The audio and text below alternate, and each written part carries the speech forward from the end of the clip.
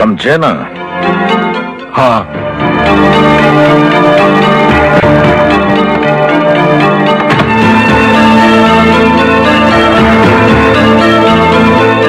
Rate मैं fix करूंगा, पूरा पैसा स्पॉट से पहले।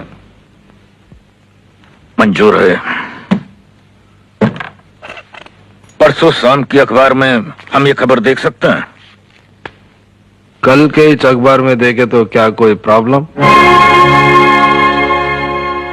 Very good. सुबह 8 बजे स्पॉट, 9 बजे मर्डर, 10 बजे बॉडी पोस्टमार्टम होगा। लेकिन ख्याल रहे हमारा नाम बाहर नहीं आना चाहिए। मैं जब मर्डर करता हूँ खूनीच बार आता है, नाम आता ही नहीं।